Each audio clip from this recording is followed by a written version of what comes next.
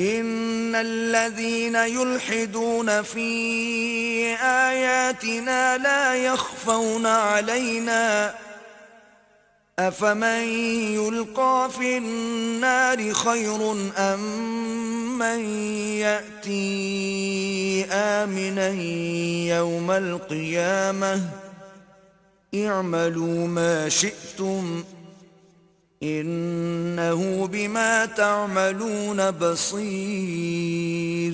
جو لوگ ہماری آیتوں میں کجراہی کرتے ہیں وہ ہم سے پوشیدہ نہیں ہیں، بھلا جو شخص دوزخ میں ڈالا جائے وہ بہتر ہے یا وہ جو قیامت کے دن امن و امان سے آئے؟ تو خیر جو چاہو سو کر لو، جو کچھ تم کرتے ہو وہ اس کو دیکھ رہا ہے۔ اعوذ باللہ من الشیطان الرجیم، بسم اللہ الرحمن الرحیم، نحمد و نصلی علی رسولہ الکریم، اما بعد، رب اشرح لی صدری ویسر لی امری واحلل عقدۃ من لسانی یفقہوا قولی۔ اللہم ربنا الہمنا رشدنا واعذنا من شرور انفسنا، اللہم ارنا الحق حقا وارزقنا اتباعہ وارنا الباطل باطلا وارزقنا اجتنابہ۔ یا معلم ابراہیم علمنا، یا مفہم سلیمان فہمنا، ربنا زدنا علما، ربنا زدنا علما، ربنا زدنا علما۔ معزز سامعات اور راہ حق کے بہترین ساتھیوں، السلام علیکم ورحمۃ اللہ وبرکاتہ۔ اللہ کے فضل و کرم سے سورہ حامیم سجدہ کی ہم تفسیر کر رہے تھے۔ اللہ تعالی ہمیں اس کی سمجھ عطا فرمائے، اس کا فہم عطا فرمائے، جسے سورہ فصلت بھی کہا جاتا ہے۔ آیت نمبر 40 کو ہم نے سمجھنے کی کوشش کی ہے۔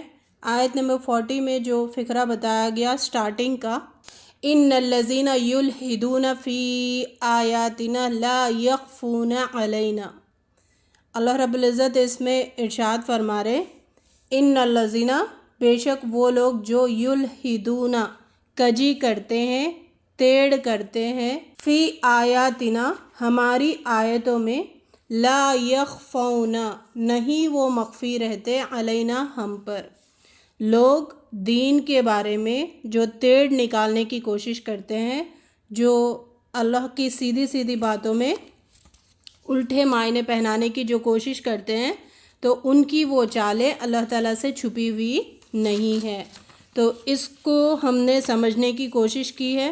تو کل ہم نے اس کے ریلیٹڈ سمجھا تھا، جو کہ یہاں پر ورڈ ہے جو بات کا اللہ تعالیٰ اتنی ناراضگی دکھا رہے، وہ کیا ہے؟ یلحدون، الحاد کرنا، اور جو اللہ کی سیدھی بات ہے اس میں سے تیڑ نکالنے کی کوشش کرنا، جو صاف بات ہے اس میں اس کو غلط معنی پہنانے کی کوشش کرنا۔ تو اس ریلیٹڈ ہم نے اس کے لغت کے معنی سمجھے تھے۔ ڈکشنری میں کیا بتایا گیا؟ جھگڑا کرنا، حق کو نیچا دکھانے کی کوشش میں جھگڑے کرنا، یہ بھی اس میں انوالو ہے۔ اور حق سے پھر جانا، اللہ کی بات سے پھر جانا، یہ بھی اس میں انوالو ہے، لحد میں، یلحدون میں۔ اور لحد کا ایک اور ٹرم جو استعمال ہوا ہے وہ دہریت ہے، دہریت کہتے، اور انگلش میں اس کو کہتے ایتھزم، ایتھسٹ بھی ایسے لوگوں کو کہا جاتا ہے۔ اور جس کے اندر الحاد پایا جاتا ان لوگوں کو ملحد کہتے ہیں۔ ملحد ایسے لوگ ہوتے ہیں جو اللہ کی سیدھی سیدھی باتوں میں تیڑ نکالنے کی کوشش کرتے ہیں، ریزنز بتا کر، جو اپنی من مانی ریزنز ہے، جو اپنا من مانے طریقے ہیں، ان باتوں کو وہاں پر دلیل کے طور پر بتا کے اللہ کی بات سے انکار کرنے کی کوشش کرتے ہیں۔ تو اور اصطلاح میں ہم نے سمجھا تھا، عقیدے کے اعتبار سے، عمل کے اعتبار سے، جو چیز واجب ہے، واجب چیز کو چھوڑ کر کسی اور چیز کے طرف جھک جانا۔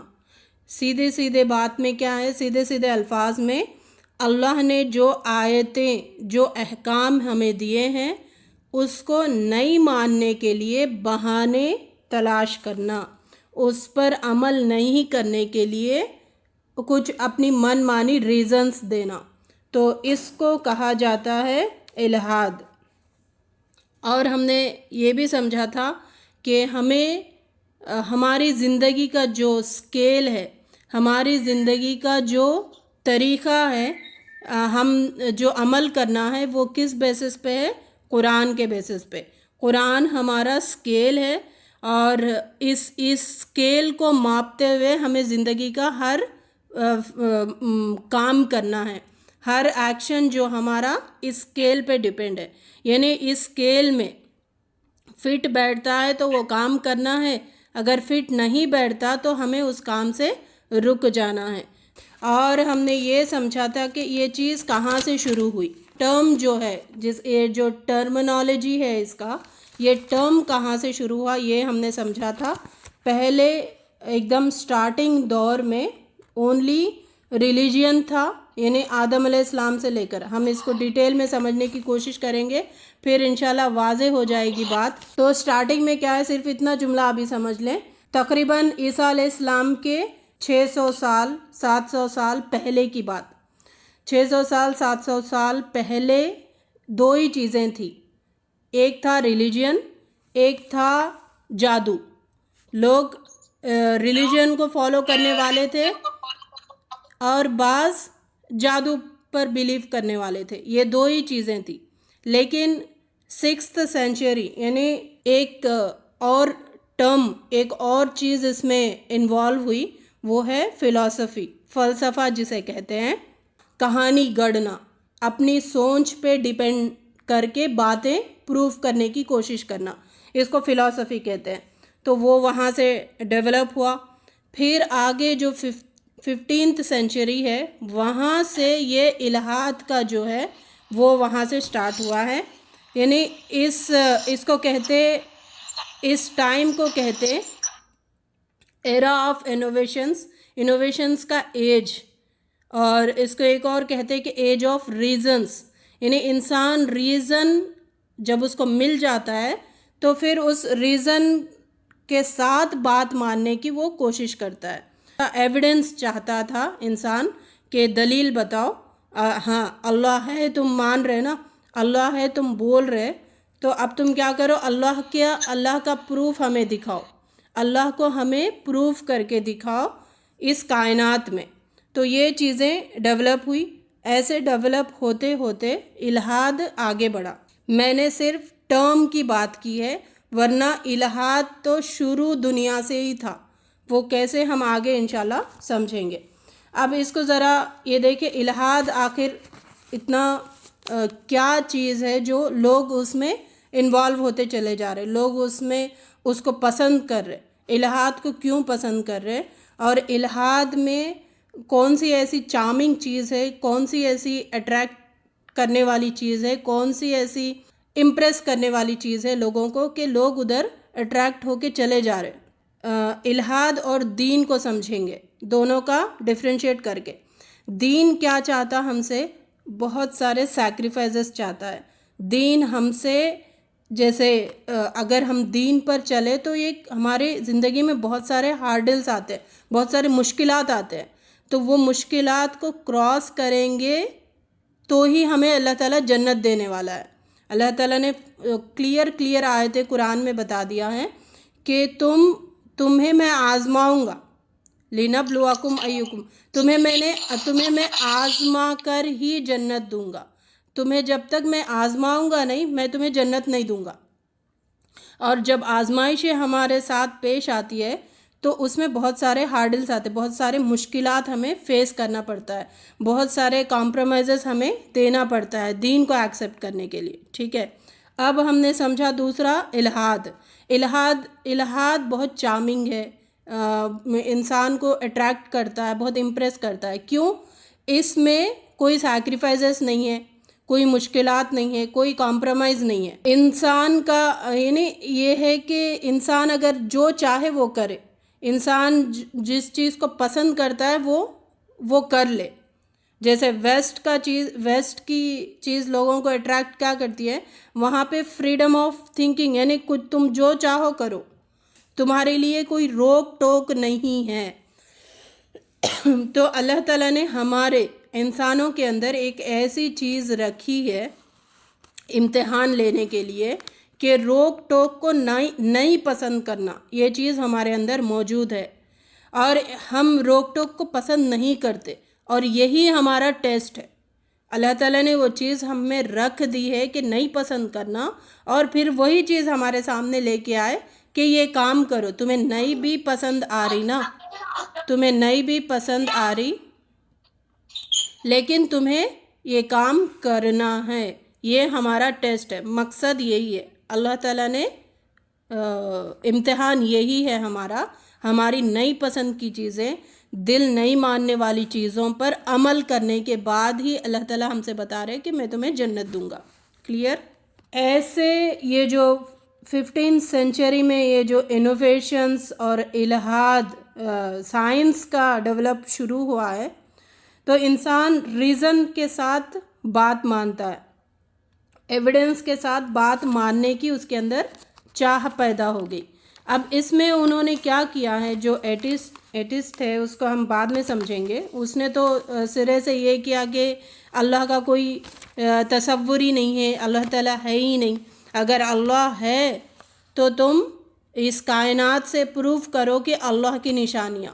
اب اس بیوقوف کو کیا سمجھائیں کہ جیسے ایک بال ہے، بال اگر ہم کرچیف میں اس کو ریپ کریں گے تو بال اندر آتا ہے اور کرچیف باہر آتی ہے. تو اللہ جو ہے وہ کائنات کے باہر ہے. اللہ کو کائنات میں اگر تلاش کرنے بیٹھیں گے تو کہاں سے ملے گا؟ اور اللہ تعالیٰ نہیں دکھیں گے. اللہ تعالیٰ اونلی جنت میں دکھنے والے ہیں، اور وہ آخری انعام ہوگا جنتیوں کے لیے جو عمل کر کے، جو اچھا عمل کر کے قیامت کے دن جاتے ہیں. جب اللہ تعالیٰ اب دکھ نہیں رہے فزیکلی، تو اس سائنس نے یہ کیا کہ اللہ ہے ہی نہیں، کوئی چیز ایسی کوئی ہے ہی نہیں، اور لوگوں نے بس اپنے مطلب کے لیے یہ چیز انوینٹ کیا. خیر اللہ تعالیٰ سب کو ہدایت عطا فرمائے. یہ چیز تھی، اٹریکٹ کرتی تھی لوگوں کو. اب قرآن میں ہم دیکھیں گے جو الہاد ہے اس کو کتنے دفعہ استعمال کیا گیا اور کن معنوں میں استعمال کیا گیا. قرآن میں الہاد کا ورڈ 5 ٹائمز استعمال ہوا ہے. پہلا سورہ اعراف آیت 180 میں بتایا گیا، جس کا ترجمہ ہے اللہ اچھے ناموں کا مستحق ہے، اس کو اچھے ہی ناموں سے پکارو اور ان لوگوں کو چھوڑ دو جو اس کے نام رکھنے میں راستے سے منحرف ہو جاتے ہیں. جو کچھ وہ کرتے رہیں اس کا بدلہ وہ پائیں گے. یہاں پہ اللہ کے ناموں میں الہاد کرنے کے بارے میں ذکر کیا ہے. اللہ کے ناموں میں الہاد کیا ہے؟ جو نام اللہ کے ہے وہ اس کا حقدار اللہ ہی ہے. اللہ کے جو صفاتی نام ہیں، جیسے اللہ تعالیٰ رزق دینے والا ہے، اللہ تعالیٰ سننے والا ہے، یہ صفاتی نام جو ہے، یہ جو کوالٹیز ہے اللہ تعالیٰ کے، اگر ہم ان ناموں کو کسی اور کو بھی دیں گے، کسی اور کے طرف بھی اس کو پلٹائیں گے، ہاں سننے والا فلاں بھی ہے، دینے والا فلاں بھی ہے، یہ الہاد ہے. اس کو الہاد کہتے. اور کس میں؟ اللہ کے ناموں میں الہاد.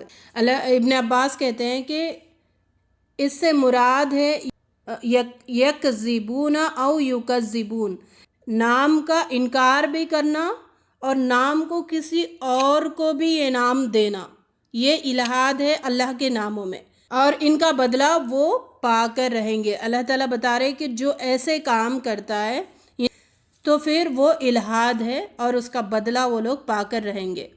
دوسری بات بتائی گی دوسری آیت میں، سورہ نحل آیت 103 میں بتایا گیا، ہمیں معلوم ہے کہ یہ لوگ تمہارے متعلق کہتے ہیں کہ اس شخص کو ایک آدمی سکھاتا پڑھاتا ہے، حالانکہ ان کا اشارہ جس آدمی کی طرف ہے اس کی زبان عجمی ہے اور یہ صاف عربی زبان میں ہے. یہ جو عرب کے لوگ تھے، نبی صلی اللہ علیہ وسلم کی، مکے کے جو کافر تھے وہ نبی صلی اللہ علیہ وسلم کی دعوت کو ایکسیپٹ نہیں کرتے تھے. ریزن یہ بتاتے تھے ان کے پاس اللہ کی طرف سے کوئی نہیں آ رہا پیغام، ان کو ایک شخص ہے جو دور سے آتا ہے اور وہ نبی صلی اللہ علیہ وسلم کو یہ آیتیں سکھا کر جاتا ہے. کلیئر؟ اب دوسرا ان کا یہ عقیدہ تھا، یہ بھی بات تھی کہ وہ جو آدمی ہیں وہ عربی نہیں ہیں، عجمی ہیں. ان جہالت دیکھیے، ان کی زبان سے ہی وہ کہہ رہے کہ وہ عربی نہیں ہے، عجمی ہے. پھر ایک عجمی جو نان عرب ہوتا ہے وہ عربی کیسے سکھا سکتا ہے؟ نبی صلی اللہ علیہ وسلم کو آ کر اتنی فصیح اور بلیغ آیتیں کیسے سکھا سکتا ہے؟ نہیں سکھا سکتا نا. تو ان کی زبان سے ہی وہ لوگ یہ بات کہہ رہے، اور یہ بھی کہہ رہے کہ وہ اللہ کی طرف سے نہیں ہے بلکہ وہ کوئی اور شخص سکھا رہا ہے. مقصد کیا ہے ان کا؟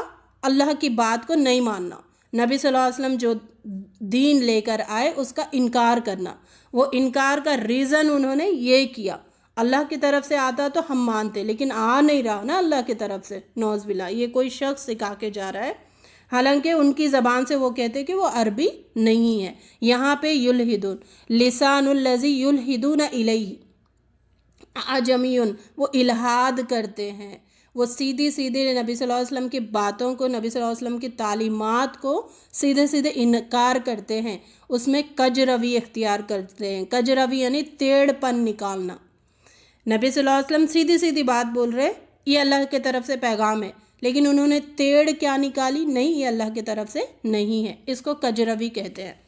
تیسری آیت جو ذکر ہوا ہے قرآن میں سورہ کہف، وَاتْلُ مَا أُوحِيَ إِلَيْكَ مِن کِتَابِ رَبِّكَ لَا مُبَدِّلَ لِكَلِمَاتِهِ وَلَن تَجِدَ مِن دُونِهِ مُلْتَحَدًا. تو اس میں بتایا گیا، اے نبی، تمہارے رب کی کتاب میں سے جو کچھ تم پر وحی کیا گیا ہے اسے سنا دو، کوئی اس کے فرمانبردار کو بدلہ دینے کا مجاز نہیں ہے، اور اگر تم کسی کی خاطر اس میں رد و بدل کرو گے تو اس سے بچ کر بھاگنے کے لیے کوئی جائے پناہ نہ پاؤ گے. اس آیت میں ملتحدہ استعمال ہوا ہے. ملتحدہ یعنی بتایا کیا گیا اس آیت میں، اگر اللہ کی سیدھی آیتیں، اللہ کی کتاب میں جو اللہ نے احکام ہمیں دیے ہیں، ان احکام کو لوگوں کی خواہشات کے لیے ہم اگر چینج کریں گے، لوگوں کو راضی کرنے کے لیے، لا مبدل لکلمات، اللہ کے کلمات تو چینج نہیں ہوں گے، لیکن ہم اگر کسی اور کی محبت میں، کسی اور کو راضی کرنے کے لیے اللہ کے احکام کو چینج کریں گے تو ویسے لوگوں کے لیے بگاڑ ہے. ویسے لوگوں کو اللہ تعالیٰ نے یہاں پہ وارننگ دی ہے کہ تم ایسا نہیں کر سکتے صلی اللہ علیہ وسلم. تو آپ کو کہا گیا کہ آپ ایسے نہیں کرنا، لوگوں کی خواہشات کے مطابق آپ اس اللہ کے آیتوں کو چینج نہیں کر سکتے. تو یہاں پہ الہاد کے معنی کیا ہیں؟ اللہ کی آیتوں کو چینج کر کے لوگوں کی خاطر چینج کرنا، لوگوں کی خواہشات کے خاطر چینج کرنا، یہ بھی یہاں پر ہم نے سمجھا. اب چوتھی آیت جو قرآن میں بتایا گیا سورہ حج کی آیت نمبر 25، جس میں بتایا گیا جن لوگوں نے کفر کیا اور جو اللہ کے راستے سے روک رہے ہیں اور اس مسجد حرام کی زیارت میں مائنے ہیں جسے ہم نے سب لوگوں کے لیے بنایا ہے، جس میں مقام باشندے اور باہر سے آنے والوں کے حقوق برابر ہے، تو اس میں جو بھی راستے سے ہٹ کر ظلم کا طریقہ اختیار کرے گا اسے ہم دردناک عذاب دیں گے، دردناک عذاب دیں گے. یہ بہت چھوٹا کام لگتا ہے ہمیں. اس میں کیا حکم دیا ہے؟ اگر حرم میں، اللہ کے گھر کے پاس، اگر ہم نے کوئی غلط کام کیا، وہاں پہ چھیڑ چھاڑ کی، ذری سی بھی مسٹیکس کی، وہاں پر حرم کے حرمت کو ہم نے پامال کیا، حرم کی بعض ایٹیکیٹس ہے جو بتایا گیا، وہاں پر تم چھیڑ چھاڑ نہیں کر سکتے، پتا بھی نہیں توڑ سکتے، نیچے گری ہوئی چیز بھی تم نہیں اٹھا سکتے کسی اور کی، کہ اور یعنی اتنا باریک تعلیمات ہمیں دیے، ایٹیکیٹس ہمیں وہاں پر بتائے.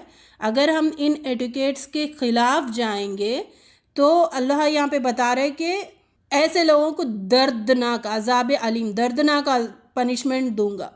حرم کے ایٹیکیٹس کو پامال کر رہے، حرم کی حرمت کو پامال کر رہے، بہت ہلکی چیز ہم سمجھتے ہیں، لیکن یہاں پہ بتا رہے اللہ تعالیٰ کہ ان کو میں دردناک عذاب دوں گا. تو یہاں پہ الہاد جو استعمال ہوا، کس معنی میں استعمال ہوا ہے؟ حرمت کو پامال کرنا. اللہ تعالیٰ نے جو نبی صلی اللہ علیہ وسلم نے باتیں بتائی ہے، ان باتوں کو کراس کرنا، ان باتوں کو نہیں ماننا. جو چیزیں حرام قرار دی ہے ہمیں اس کو حلال کر لینا، حرام کے خلاف جانا، حرام کو کرنا، جو منع کیا گیا اس کو کرنا، اس کا دردناک عذاب یہاں پر بتایا گیا۔ نیکسٹ آیت میں ہے جو یہ سورہ فصلت کی جو ہم سمجھ رہے ہیں، اس کے بعد ہے سورہ جن میں بتایا گیا آیت 22، کہو مجھے اللہ کی گرفت سے کوئی نہیں بچا سکتا اور نہ میں اس کے دامن کے سوا کوئی جائے پناہ پا سکتا ہوں۔ من دون ملتحدہ، یعنی اس میں کیا بتایا گیا؟ اللہ کی گرفت سے کوئی نہیں بچا سکتا اور نہ میں اس کے دامن کے سوا کوئی جائے پناہ پا سکتا ہوں۔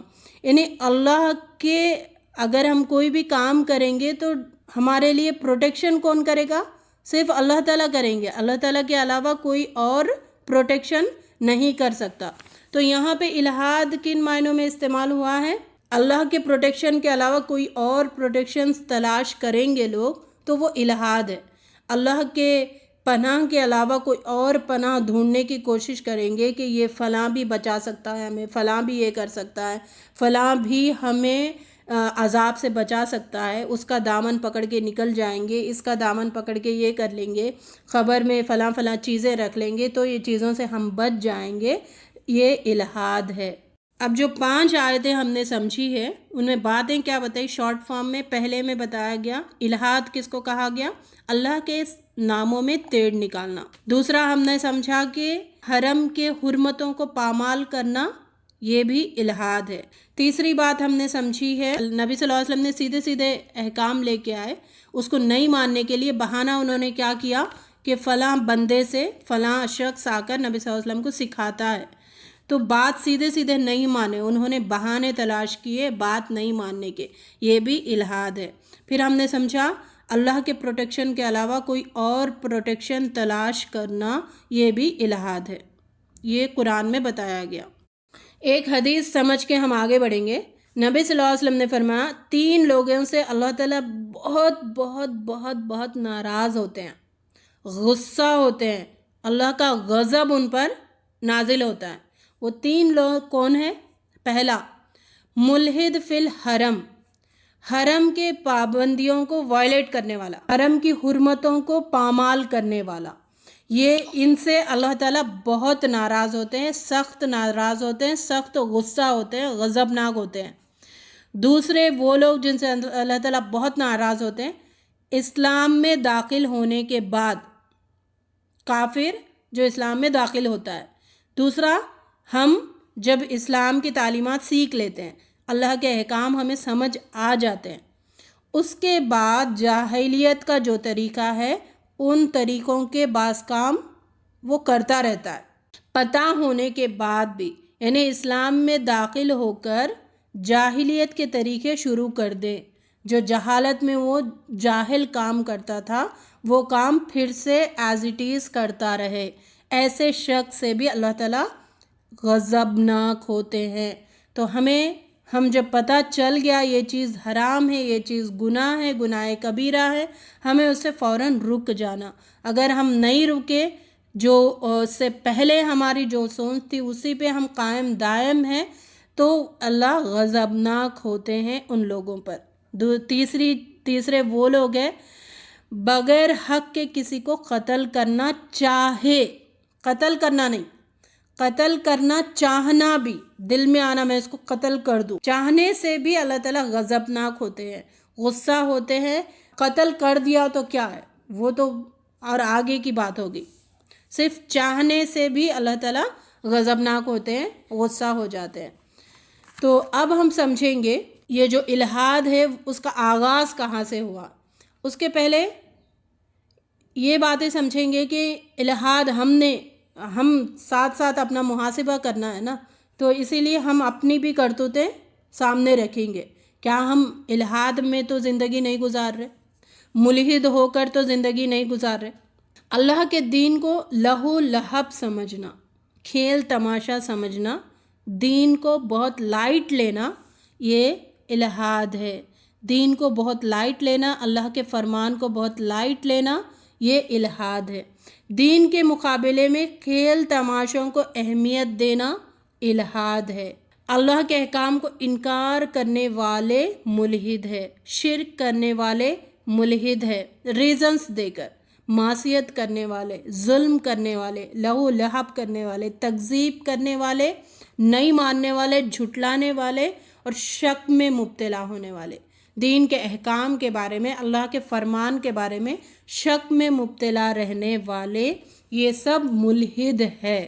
اور ریزنز بتا کر یہ سب کام کرتے ہیں، وہ انہی کو ملحد کہا جاتا ہے۔ اپنی سوچوں کو اہمیت دینے والے، اپنے ارادوں کو اہمیت دینے والے بھی ملحد ہوتے ہیں، ان کے اندر الحاد ہوتا ہے، اپنی سوچ کو وہ اہمیت دیتے، اللہ تعالیٰ کے احکام کو پامال کرتے، اللہ تعالیٰ کے احکام کو امپورٹنس نہیں دیتے، تو ویسے لوگ بھی ملحد ہے۔ کیا ہر گناہ الحاد ہے؟ جیسے ہم نے کل سمجھا تھا، ہر گناہ الحاد نہیں ہوتا۔ الحاد میں ریزن ہوتا ہے، سائنٹیفک ریزن ہوتا ہے، انسان لاجک سے، ریزن سے جو بہانہ پیش کر کے حق کا انکار کرتا ہے، ویسے گناہ کو الحاد کہتے ہیں۔ وہ شرک بھی ہو سکتا، معصیت بھی ہو سکتا، ظلم بھی ہو سکتا، تکذیب بھی ہو سکتا ہے، تشکیک بھی ہو سکتا ہے، شک میں بھی مبتلا ہونا بھی ہو سکتا ہے۔ تو یعنی حق بات کو نہ ماننے کے لیے بہانے تلاش کر کے اور اس پر ڈٹ جانا، اس کے مطابق عمل کرنا۔ اب گناہ گار دو قسم کے ہوتے نا، جو بھی گناہ کرتا وہ 2 ٹائپس کے ہوتے۔ 2 ٹائپس کے کون ہوتے؟ ایک ہوتا کہ ہاں میرے سے غلطی ہو گئی، میں غلط ہوں، صاف سیدھا کہہ دیتا ہے۔ ایسے لوگوں کو اللہ تعالیٰ، اب وہ شرمندہ بھی ہوتا، پشیمان بھی ہوتا، تو اللہ تعالیٰ ایسے لوگوں کے لیے توبہ کے دروازے کھلے رکھتے ہیں، توبہ کی توفیق نصیب کرتے ہیں۔ کن لوگوں کے لیے؟ جو کہتا کہ ہاں میں غلط ہوں، میں شرمندہ ہوں، مجھے اس غلطی سے رکنا ہے، جو یہ شرمندگی اور پشیماندگی اپنے اندر پیدا کرتا ہے، تو ویسے انسان کے لیے اللہ تعالیٰ توبہ کے دروازے کھلا رکھتا ہے۔ یہ پہلا گنہگار ہے۔ دوسرا گنہگار ہے جو دماغی گنہگار جسے کہتے ہیں۔ کیا ہم تو اس میں نہیں ہیں؟ ذرا اپنا محاسبہ کریں۔ دماغی گنہگار کون ہوتا ہے؟ سوچ سمجھ کر گناہ کرتا ہے، پلانڈ ہوتا ہے، اس کو پتہ رہتا ہے کہ یہ غلط ہے، پھر بھی بہانے تلاش کر کے وہ گناہ کرتا ہے۔ پتہ رہنے کے باوجود بھی سب کر رہے نا، میں کرے تو کیا ہوا، سب اس میں انوالو ہے نا، میں اکیلی اگر سدھر گئی تو کیا ہوا، میں بھی کر رہی، سب میں سب، ٹھیک ہے، جیسا دیش ویسا بیش، ہم سب میں سب رہیں گے، یہ کہہ کر حق کو انکار کر کے اور اس پر ڈٹ جانا، تو ایسے گنہگار کے لیے اللہ تعالیٰ توبہ کی توفیق دیتے ہی نہیں، انسان جاتا ہی نہیں میں پلٹوں، کیوں؟ اس نے پہلے سے پلان کیا ہے نا، نہ اس کو شرمندگی ہوتی، نہ اس کو پشیماندگی ہوتی ہے، ڈٹ کر کرتا ہے، پلانڈ ہے نا وہ۔ ایک انسان جو پلان کرتا ہے اس میں کوئی شرمندگی نہیں ہوتی پہلے سے۔ ہاں اگر پلان نہیں ہوتا تو پھر غلطی ہو گئی تو شرمندگی ہوتی ہے، پہلے سے دماغ میں بٹھا لیا نا، جیسے چور چوری کرتا ہے تو ہاں پھر میں کیسے کماؤں، جابس تو نہیں مل رہے نا مجھے، میں چوری کروں گا تو ہی میرا پیٹ پلے گا، کوئی بات نہیں ہے، اتنے پیسے والے بھرے ہوئے ہیں، ان کو کیا کرنا ہے، تھوڑا میں لوٹ بھی لوں، ان کا کوئی نقصان ہونے والا نہیں ہے۔ ایسا جو سمجھ کے چوری کرتا ہے اس کو نہ شرمندگی ہوتی، نہ وہ کبھی فیل ہوتا کہ میں نے غلط کیا۔ تو ایسے لوگوں کے لیے اللہ تعالیٰ توبہ کی توفیق دیتے ہی نہیں، توبہ کے دروازے تو اس کے موت تک کھلے ہوئے رہتے، لیکن توبہ کی توفیق ملنا بھی بہت بڑی بات ہے نا، انسان سمجھنا کہ میں غلط ہوں، تو اللہ تعالیٰ پھر اس کے لیے موقع دیتے کہ تو توبہ کر، تو آ جا میرے طرف، ٹھیک ہے۔ تو ایسے لوگوں کو توبہ کی توفیق نہیں ہوتی۔ اللہ تعالیٰ اگر ہم میں سے کوئی ایسا ہے، اللہ تعالیٰ ہمیں ہدایت عطا فرمائے، ہمیں اپنی اصلاح کرنے والوں میں شامل فرمائے۔ تو اب یہ دلیلیں دینا، لاجکس بتا کر عقل کی بنا پر معاشرے کے تحت، تو اب جیسے چور کی اگزامپل ہم نے پڑھا ہے، تو سمجھا ہے کہ ہاں معاشرے سب کر رہے ہیں نا، چلو مسئلہ نہیں ہے، چل جاتا ہے۔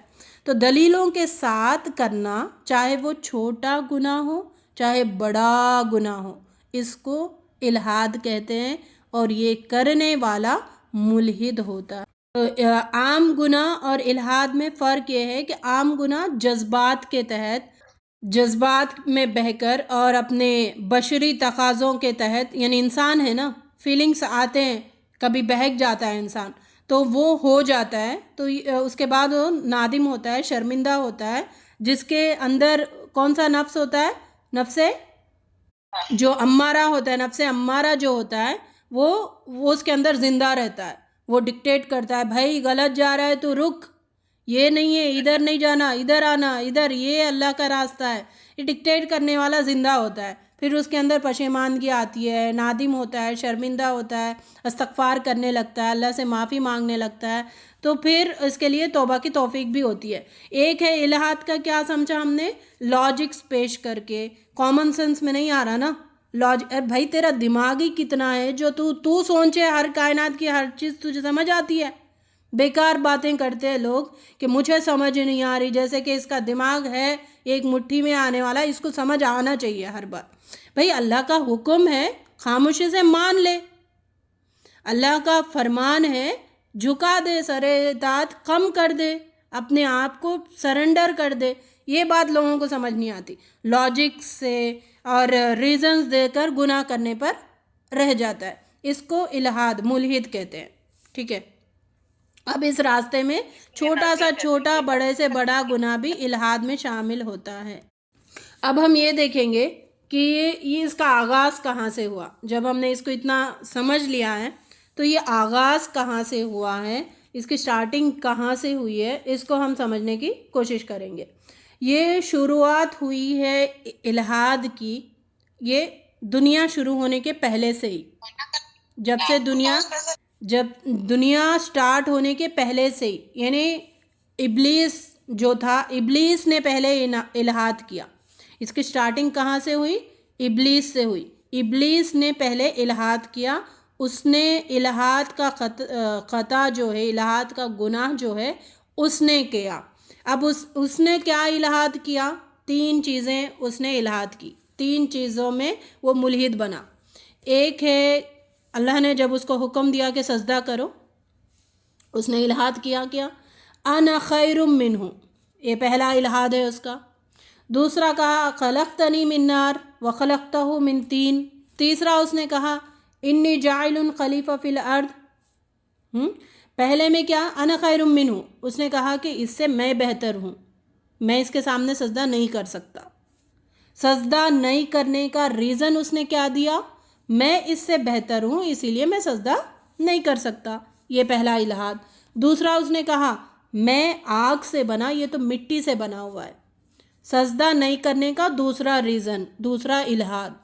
تیسرا، آپ ایسے شخص کو بنا رہے، جاعل خلیفہ فی الارض، یعنی آپ ایسے شخص کو بنا رہے جو جھگڑا کرتا ہے، خلیفہ بنا رہے آپ، وہ میں اس سے افضل ہوں، میرے اوپر وہ خلیفہ کیسے بن سکتا ہے، آپ کا خلیفہ وہ کیسے بن سکتا ہے؟ تو یہ سجدہ نہیں کرنے کے اس کے ریزنز تھے۔ بات کیا سمجھ آئی؟ الحاد میں انسان سیدھے سیدھے نہیں مانتا ہے، بہانے تلاش کرتا ہے۔ اب یہاں پہ اس نے یہ بہانے تلاش کی اور اس نے الحاد کیا، یہاں سے الحاد کا آغاز ہوا۔ اللہ کے حکم کو فوراً اس نے نہیں مانا، ٹیڑھ نکالنے کی کوشش کی، بہانے تلاش کرنے کی کوشش کی۔ دوسرا الحاد کس نے کیا؟ قابیل نے کیا۔ قابیل جو تھا، جس نے قتل کیا تھا حابیل کو، اس نے الحاد کیا۔ اس دور میں چیز کیا تھی کہ جو اپنے ساتھ پیدا ہوتی ہے، یعنی ایک لڑکا اور ایک لڑکی پیدا ہوتے تھے ایک دن میں، ایٹ اے ٹائم، ٹوینس۔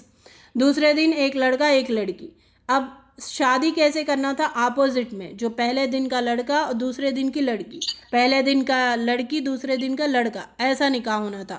لیکن قابیل کے ساتھ جو پیدا ہوئی ہے، وہ اس کی جو بہن تھی وہ بہت خوبصورت تھی، اس نے چاہا کہ اس کے ساتھ میں شادی کروں۔ ایکچولی نکاح کرنے کا جو تھا وہ اتنی خوبصورت نہیں تھی، تو اس کے اندر خواہشات کی بنا پر، ریزن کیا بنا بات نہیں ماننے کا؟ خواہشات کے بنا پر اس نے کہا کہ میں اس سے نکاح نہیں کر سکتا، یہ تو وہ بھی بہن ہی ہوئی ہے، یہ بھی بہن ہی ہوئی ہے، میرے ساتھ پیدا ہوئی تو کیا مسئلہ ہے، میں اس سے ہی نکاح کروں گا۔ تو اس نے اپنی خواہشات کے بنا پر اللہ کے اس حرمت کو، جو اس دور میں یہ چیز تھی کہ اپنی حقیقی جو ساتھ پیدا ہوئی بہن سے نکاح نہیں کر سکتے، اس کو پامال کرنے کی کوشش کی، تو یہ اس نے الحاد کیا۔ دوسرا یعنی الحاد کیوں؟ خواہش نفس، اصل ریزن تھی خواہش نفس، اور خواہش نفس کے تحت اس نے اللہ کی بات نہیں مانی۔ اس الحاد کے چلتے نقصان کیا ہوا؟ قابیل کو نقصان کیا ہوا؟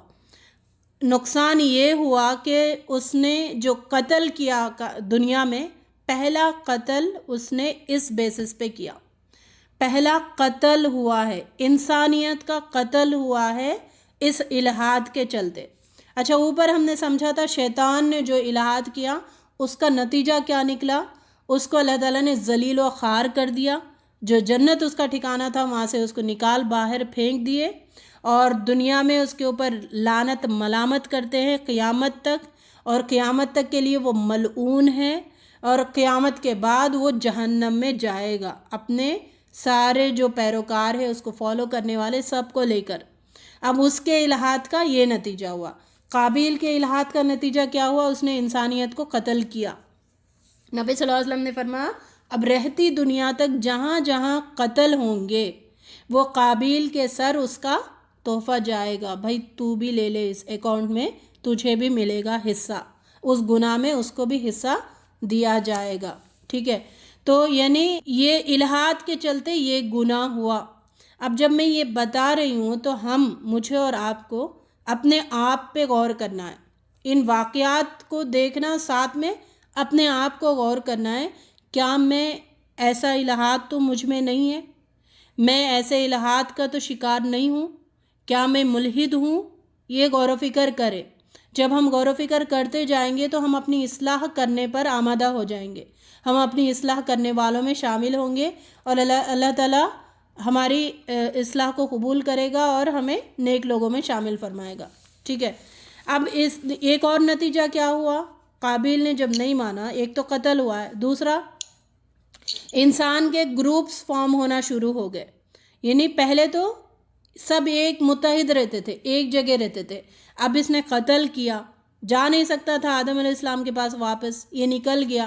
آدم علیہ السلام اور جو رہتی تھی بستی ان کی، وہ پہاڑ پہ تھی، اور یہ نیچے آ گیا، پہاڑ سے نیچے آ گیا، وہاں پر ایک بستی اس نے آباد کی، وہ آبادی بستی وہاں سے شروع ہوئی، اور یہ جو ظلم، غارت گیری یہاں ان سے آغاز ہوا۔ تو انسان کے گروپس بنے اور لوگوں کو تکلیف پہنچانا، نتیجہ ہوا نا الحاد کے نتیجے میں بتا رہی ہوں، لوگوں کو ضرر پہنچانا، تکلیفیں دینا، قتل غارت گیریاں کرنا، یہ اس کا نتیجہ ہوا۔ چھوٹی بات کیا ہوئی؟ اس نے خواہش کی، شہوت کی خواہش تھی، اللہ نے حرام کی تھی، اس نے حلال کرنی چاہی، اس کے نتیجے میں اتنی ساری ہوئی۔ اب ہم اپنی خواہشات پہ غور کریں، ہماری کتنی خواہشات ہے جس کی وجہ سے ہم اللہ کے حدود کو پامال کر رہے، آئے دن ہم اللہ کے حدود کو پامال کر رہے، اور کتنی بڑی ہم گناہ کر رہے، کتنا بڑا ہم گناہ اپنے سر لے رہے آئے دن۔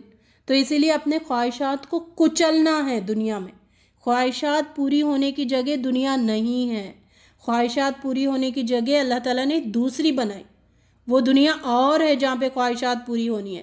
یہاں پہ ہم غلام ہیں، اللہ کے غلام ہیں، اللہ کے بندے ہیں، اللہ کے سرونٹس ہیں، سرونٹ نہیں سوری وہ سلیو ہے، سلیو۔ سرونٹ اور سلیو میں بہت فرق ہوتا ہے۔ سرونٹ کی اپنی مرضی بھی ہوتی ہے، سلیو کی کوئی مرضی نہیں ہوتی، سلیو تابع ہوتا ہے، مالک جو حکم دیتا ہے یس یس یس مان لیتا ہے۔ تو یہ ہم سلیو ہے، اللہ تعالیٰ کے سلیوز ہیں، سلیو بن کے رہنا ہے، خواہشات پہ ہم عمل نہیں کر سکتے دنیا میں، کلیئر؟ تیسری جو الحاد ہوا ہے وہ قوم نوح میں ہوا۔ نوح علیہ السلام کی قوم نے الحاد کیا۔ نوح علیہ السلام نے 950 ایئرس آپ نے تبلیغ کی، 950 سال آپ نے تبلیغ کی، پھر بھی ایک بھی نہیں مانا، اور وہ لوگ آپس میں کہتے تھے کہ نہیں مت سنو۔ جو سردار ہوتے تھے وہ ان کا الحاد کیا تھا؟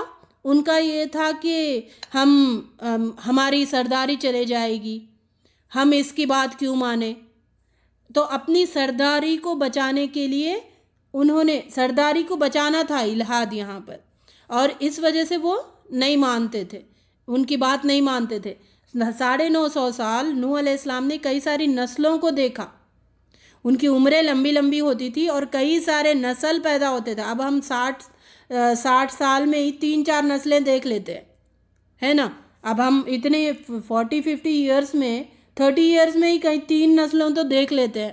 اب انہوں نے 950 ایئرس میں کئی سارے نسلیں دیکھی، اور نسلیں جیسے بچہ پیدا ہوتا تھا اس کو بناتے ہی وہ کافر تھے، یعنی اس کو ایسے ٹرین کرتے تھے کہ وہ بالکل نوح علیہ السلام کی بات مانے ہی نہ۔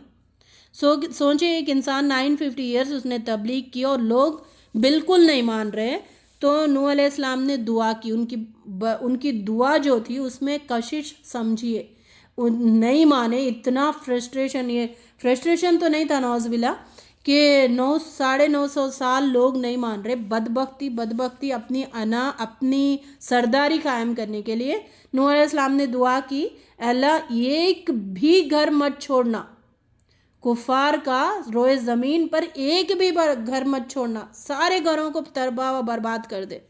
تو یہ طوفان نوح جو آیا تھا نا، نوح علیہ السلام کو اس لیے کیا کہتے ہیں آدم ثانی، دوسرے آدم، ساری دنیا پہ پانی آ گیا تھا، صرف وہ کشتی میں جو انسان تھے پوری دنیا میں وہی انسان باقی تھے جو 80، تو اتنے ہی لوگ بس، مطلب پوری دنیا میں اونلی وہ 80 ممبرس تھے۔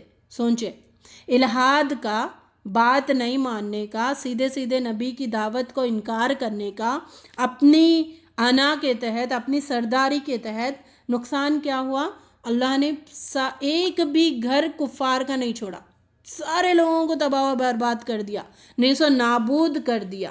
یہ ہوتا ہے الہاد۔ اب ہم دیکھیں، ہم اپنی سرداری کے تحت، ہم اپنے آپ کو بڑا بنانے کے تحت تو اللہ کے احکام کو پامال تو نہیں کر رہے، اپنے اسٹیٹس کو لے ڈاؤن نہیں کرنا ہے، مجھے یہ اسٹیٹس مینٹین کرنا ہے، یہ اسٹیٹس پہ ہمیں رہنا ہے، اپنے آپ کو کچھ سمجھنا، جو سمجھ رہے اس سے ہم نیچے نہیں جانا۔ اس وجہ سے ہم حدیث کا تو انکار نہیں کر رہے، قرآن کی آیتوں تو نہیں انکار کر رہے، نتیجہ کیا ہوا؟ عالمگیر تباہی ہوئی نا نوح علیہ السلام کی قوم پہ، پوری عالم میں اللہ تعالیٰ نے تباہی برپا کر دی تھی۔ تو اس کا نتیجہ یہ ہوتا ہے، اگر ہم ایسے الہاد میں مبتلا ہے تو فوراً اس سے توبہ کر لیں، اپنی اصلاح کریں۔ اللہ تعالیٰ ہم سب کو اصلاح کرنے والوں میں شامل فرمائے۔ پھر ہم آتے ہیں قوم عاد، قوم سمود کی طرف۔ الہاد پھر کس نے کیا؟ قوم عاد نے اور قوم سمود نے۔ قوم عاد اور قوم سمود کا الہاد کیا تھا؟ انہوں نے اپنے نبیوں کی بات کیوں نہیں مانی؟ ان کے اندر بات نہیں ماننے کا ریزن تھا کہ ہم قوت میں بڑھ کے ہیں، ہمارے جیسا کوئی ہے ہی نہیں، قوت کا خمار تھا، اس وجہ سے نبی کی بات انہوں نے نہیں مانی۔ ہود علیہ السلام کی، صالح علیہ السلام کی بات ان قوموں نے قوت کے قمار میں نہیں مانی۔ کیا ہم قوت کے قمار میں مبتلا ہے؟ اپنا محاسبہ کریں۔ اور قوت کا نشہ تھا جو الہاد کی طرف ان کو لے گیا۔ ایک ہے جو ان کے نبی جو دعوت لے کے آئے اس میں وہ شک میں مبتلا ہوتے تھے، اچھا دوبارہ اٹھائے جانا وہ ممکن نہیں ہے، ایسا نہیں ہو سکتا، ویسا نہیں ہو سکتا، اچھا کیا ہے کر دیں گا نا معاف اللہ تعالیٰ، اتنا بھی اللہ تعالیٰ یہ نہیں، غفور الرحیم ہے نا، اتنا زیادہ بھی کیوں پنش کرے گا؟ شک میں مبتلا ہونا، اللہ کے وارننگز میں شک میں، یہ تو بتایا گیا نا، صرف بتایا گیا، ایسا تھوڑی ہونے والا ہے، تو ایسے شک میں مبتلا ہونا یہ ان کے اندر تھی، یہ الہاد ان کے اندر موجود تھی، قوم عاد اور قوم سمود۔ جب ہم ان باتوں کا پڑھ رہے ہمیں سمجھ آ رہا ہے کہ اللہ اکبر کتنا، یعنی ایک بات آج کے مسلمان سو کال مسلمان ہے، امت ہے، ان میں ایک چیز پائی جا رہی ہے اور سارے کے سارے لوگ الہاد میں مبتلا ہیں۔ اب اس کے چلتے وہ ظلم میں بہت آگے تھے، ظلم کرتے تھے، تباہی بربادی کرتے تھے، اللہ کی زمین میں فساد کرتے تھے، طاقت کے نشے میں، قوت کے قمار میں۔ اللہ کی آیتوں کا انکار کرتے تھے. تو یہ تو ہمارے پاس نہیں ہے. جبارین بنتے تھے, ایسے جبار بنتے تھے, کسی کی کوئی قدر ہی نہیں ہوتی تھی, لوٹ مار کرتے تھے اور قوت کے نشے میں. یہ ان کے اندر الہاد تھی. اچھا, ایک اور الہاد ان کے اندر تھا آبا پرست, اپنے بڑوں کی بات ماننا, اپنے بڑوں کی پرستش کرنا, اپنے بڑوں کی پوجا کرنا, اور یادگار عمارتیں بنانا جو کہ آئیکونس تھے, جن میں وہ رہنا مقصد نہیں ہوتا تھا, ان کو بس یہ دکھانا تھا کہ ہم کیا چیز ہے. یہ سارے ان کے اندر الہاد تھے. ان ساری چیزوں کے تحت وہ نبی کی باتوں کو نہیں مانے. کلیئر؟ اب اس کا نتیجہ کیا ہوا؟ نتیجہ کیا ہوا؟ ان کی صرف وہ یادگار جو عمارتیں ہیں, جو آئیکونس ہے, بس وہ رہ گئی, اور مکین سارے تباہ و برباد ہو گئے. مکین سارے اب رہتی دنیا تک اللہ تعالیٰ ان کھنڈرات سے ہمیں بتاتا کہ دیکھو ایسی ایسی بڑی قوم تھی, انہوں نے ایسے ایسے گناہ کیے, الہات کیے, اپنے رسولوں کی بات نہیں مانی, تو یہ ایسے برباد ہوئے کہ ان کا نام و نشان بھی باقی نہیں ہے. یہ نتیجہ ایسے یہ ہوتا ہے. تو اپنی قوت کی خمار میں, اپنے قوت کے نشے میں, اپنے آپ کو بڑا سمجھنا, اپنے آپ کو کچھ میں ہوں, میری کچھ اہمیت ہے, میرا چلے, میں تو ایسا ہے کہ انسان کو مطلب حقیقت کی طرف آنے ہی نہیں دیتا, میں کے خمار میں مبتلا. اب یہ لوگ یہی تھے, قوت میں, ہماری قوت, ہمارا اقتدار, ہم بڑے, میں, ٹھیک ہے, اس میں کو نکال دینا ہے اپنی زندگیوں سے. اللہ تعالیٰ ہمیں ایسے الہات سے محفوظ رکھے. ہاں, ہم سب کو اپنی اصلاح کرنے والوں میں شامل فرمائے. تو ہمیں اپنے قوت میں مست نہیں ہونا ہے, اللہ تعالیٰ کی آیتوں کو ماننا ہے, اللہ تعالیٰ کے احکام کے مطابق ہمیں اپنی زندگی گزارنا ہے. سورہ طٰہٰ آیت 131 میں کیا بتا رہے؟ وَلَا تَمُودَنَّ عَيْنَيْكَ إِلَىٰ مَا مَتَّعْنَا بِهِ أَزْوَاجًا مِّنْهُ زَهْرَةَ الْحَيَاةِ الدُّنْيَا لِنَفْتِنَهُمْ فِيهِ.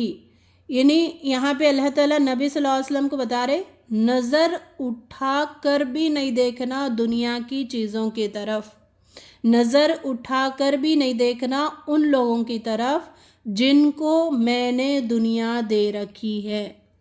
دنیا داری میں مبتلا لوگوں کی طرف نظر اٹھا کر بھی نہیں دیکھنا.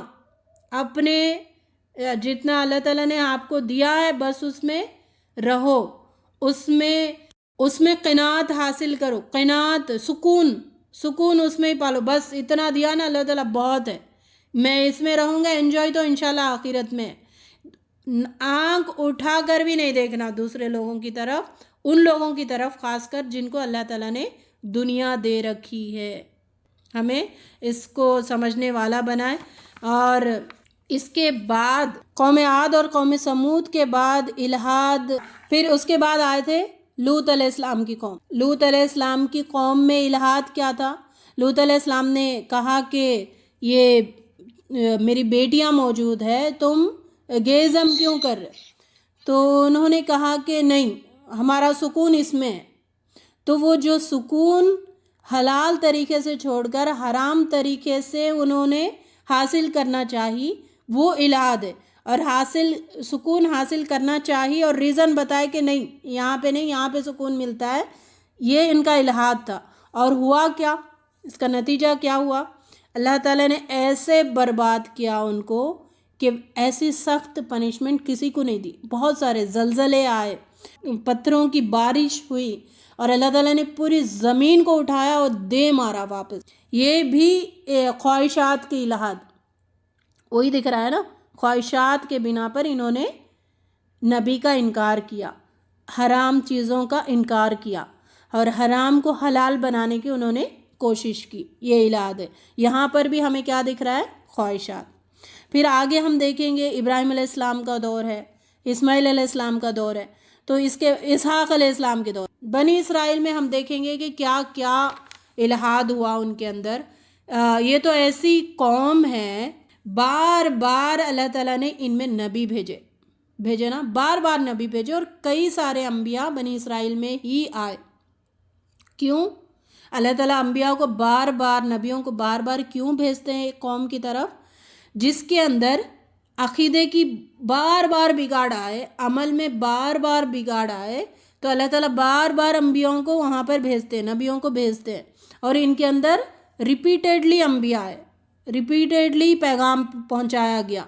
تو ان کا جو الہاد ہے اس پہ بہت کان کھول کر ہمیں سننا ہے، کیونکہ نبی صلی اللہ علیہ وسلم نے کیا کہا، میری امت کے بعض لوگ ہو بہو بنی اسرائیل کو فالو کریں گے، وہ اگر بل میں بھی گھس جائے تو یہ بھی بل میں گھس جائیں گے، یعنی اتنا فالو کریں گے کہ گویا کہ وہ بنی اسرائیل ہی ہے۔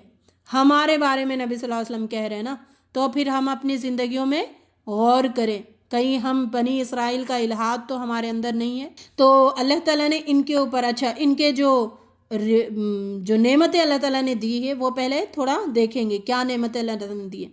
ان کو اللہ تعالیٰ نے بے شمار انعامات ان کے اوپر کیے گئے، حالانکہ نافرمانی انہوں نے بار بار کی، پھر بھی اللہ تعالیٰ نے ان کی توبہ قبول کرتے گئے، ان کو انعامات دیتے گئے، کئی سارے چیزیں، معجزات ان کے اندر اللہ تعالیٰ نے نکالی، کئی ساری باتیں، کئی سارے تحفے اللہ تعالیٰ نے ان کو دیا۔ لیکن ان کے اندر ایک چیز تھی، غلام۔ ان کی جو تاریخ تھی نا، 2000 ایئرس کی جو تاریخ تھی، جو ہسٹری تھی، ان میں یہ لوگ بار بار غلام بنے، پھر انبیاء ان میں پیدا ہوئے تو اللہ تعالیٰ نے ان کو بادشاہت دی، اللہ تعالیٰ نے ان کو پھر غلامی سے آزاد کروایا۔ پھر بھی یہ غلامی جو ہے، جب غلام انسان کا مائنڈ غلامی میں ہوتا ہے نا، اس لیے کہا جاتا ہے کہ لو طبقے کا جو ہے وہ سوچ اس کی وہی ہوگی، ویسی وہ سوچے گا۔ تو یہ غلامی کی سوچ ان کے اندر تھی، اس وجہ سے بار بار یہ نافرمانیاں کرتے تھے اور اللہ تعالیٰ کے نبیوں کا انکار کرتے تھے، بات نہیں مانتے تھے، اور غلامی کا ان کی جو لیول آف تھنکنگ کا ایک مثال کیا تھی، اللہ تعالیٰ نے اتنے بڑے معجزے سے ان کو سمندر سے کراس کروایا، سمندر میں بیچ میں راستہ بن رہا ہے، اتنی بڑی چیز انہوں نے آنکھوں سے دیکھا، اور یہ بھی دیکھا کہ جو فرعون کی قوم پیچھے سے آ رہی ہے ان کو اللہ تعالیٰ نے پھر وہ راستہ بند کر دیا، ان کو ڈبو دیا پانی میں، یہ بھی دیکھا انہوں نے۔ لیکن یہ بدبخت قوم نے کیا کیا، ان کی اخلاق کی جو گراوٹ دیکھیے، گئے موسیٰ علیہ السلام جیسے ہی تختیاں لانے گئے کوہ طور پہ، انہوں نے پیچھے بچھڑے کو اپنا معبود بنا لیا، اور یہ بدبختی ان کی دیکھیے، ان کا گٹس دیکھیے، انہوں نے نبی سے خواہش کی کہ ایسا بچھڑا ہمارے لیے بنا دو، معبود کوئی ایسا ہو کہ فزیکلی دکھے ہمیں، یہ نہیں دکھنے والے کو ہم عبادت کرنا ہمیں اتنا سمجھ نہیں آ رہا ہے، کوئی دکھے، اور بچھڑا ایک اینیمل، وہ بھی بچھڑا، اس کو انہوں نے معبود بنایا۔ ایک غلامی کی تھنکنگ ہے، یعنی انسان غلامی میں جو، اسی لیے تھنکنگ اپنی ہائی رکھنا، سوچنا ہائی سوچنا ہے۔ تو ان میں یہ ٹیڑھ پن آ گیا، کجی آ گئی، ایسے ان کے عقیدے میں بگاڑ آ گیا، اور انہوں نے ہر نبی کو انکار کرنا شروع کر دیا، ہر نبی کی دعوت کو انکار کرنا شروع کر دیا، ہر رسول جو رسول تعلیمات لا کر دیتے تھے، وہ تعلیمات کو یہ لوگ کیا کرتے تھے، انکار کر دیتے تھے، نہیں مانتے تھے۔ تو ان کے اندر الہاد کیا ہے؟ الہاد یہ ہے کہ سوچ کی کمی، اخلاق کی کمی، غلامی کی جو تھنکنگ ہے، وہ تھنکنگ کے وجہ سے، اور اخلاق کی کمی کی وجہ سے، مینرز کی کمی کی وجہ سے یہ نبیوں کا انکار کرتے تھے۔ اب جیسے پنشمنٹ آ جاتا تھا، معافی مانگ لیتے تھے، پھر اللہ تعالیٰ انہیں معاف کر دیتے تھے، پھر ایز اٹ از جیسے غلامی کی سوچ، اخلاق کی، مینرز کی کمی۔ مینرز سیکھنے چاہیے نا، نبی آ رہے بتا رہے تو مینرز سیکھنے چاہیے، مینرز سیکھنے سے آتے ہیں۔ جیسے ایک انسان ہوتا ہے، دیہات سے آتا ہے، گاؤں سے آتا ہے، اور وہ جب شہر میں آتا ہے وہ سیکھ لیتا ہے کئی ساری باتیں، اور وہ ایجوکیٹڈ بن جاتا ہے، تو اس کی دیکھے ڈریسنگ، اب وہ واپس گاؤں میں جاتا ہے تو نمایاں ہوتا، ہاں ہی از ایجوکیٹڈ پرسن، ہوتا ہے نا نمایاں، انسان کو سیکھنا چاہیے نا، یہ غلام ہے تو انہوں نے وہ غلامی کا مائنڈ ہی ایکسیپٹ، اس سے آگے نکلنا نہیں چاہے، انہوں نے وہیں پر قید ہونا چاہے. تو پھر انفیریئر کوالٹی، یس انفیریئر کوالٹی کہ ہم ہیں نہیں، ہم کیا ہیں. اچھا اللہ تعالیٰ نے اشرف المخلوق بنایا، ہمیں سوچنا چاہیے نا ہم کیا ہے، سوچنا چاہیے. نہیں سوچ رہے، ہم سوچ رہے کہ ہم کم ہیں، ہم حقیر ہے. ایک تو یہ حقیر سوچنا بھی الحاد ہے، اس کے وجہ سے انسان حق کو انکار کر دیتا ہے. کلیئر؟ اور اس کے وجہ سے اس کے جو اخلاق ہے اس پر بھی بہت اثر پڑتا ہے. مینر سدھرتے نہیں، اس کے جو مینرز نہیں سدھریں گے، اخلاق سدھریں گے نہیں اس کے، تو وہ کیا ہوگا؟ حق کو انکار کرے گا، رسولوں کی دعوت کو انکار کرے گا. اور اس کا نتیجہ کیا ہوا؟ نتیجہ ہم نے دیکھا، یہودی جو بار بار ان کو نتیجہ ہی ہوا نا، غلام بنتے گئے، اللہ تعالیٰ نے برباد بھی کرتے گئے، پنشمنٹس بھی دیتے گئے، بار بار یہ چیزیں ان کے ساتھ ہوتی گئی، پھر بھی وہ نہیں سدھرے.